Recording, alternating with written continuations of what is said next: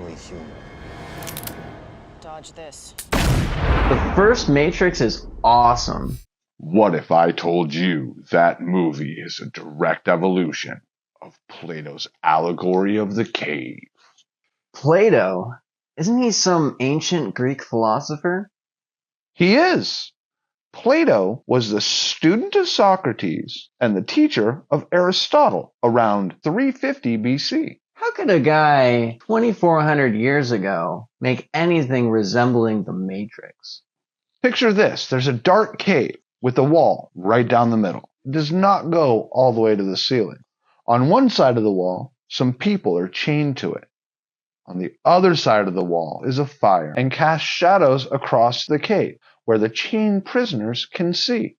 Another person dressed in a black cloak creates shadows by moving puppets in front of the fire. The prisoners mistake the shadows for real things because they've never known anything else. They name and categorize them as they would real things.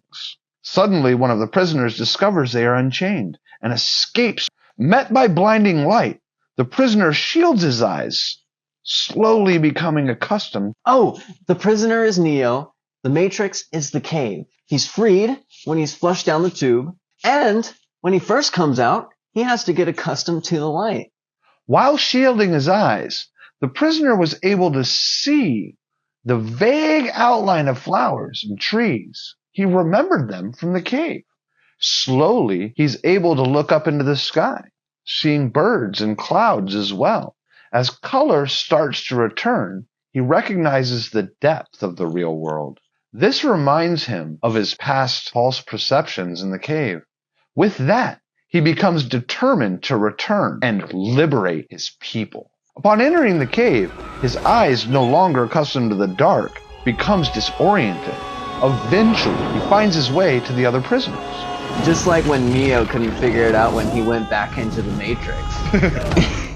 Chained to the wall, the other prisoners see a person stumbling in, hollering about colors in a colorless world. Some insanity about depth and shadows. Some dismiss him as crazy.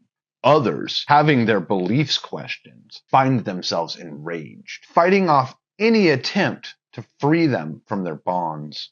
That's just like the guy who sold out the crew, fighting to get back into the Matrix.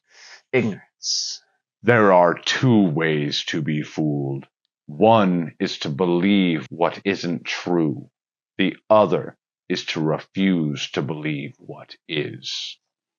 That definitely sounds like something Morpheus would say.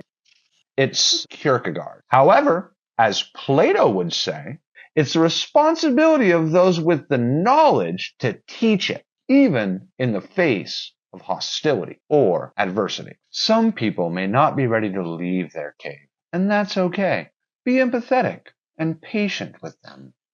So, Plato's allegory for the cave is not only a philosophical thought experiment, but moreover a guide towards societal growth and awareness in general.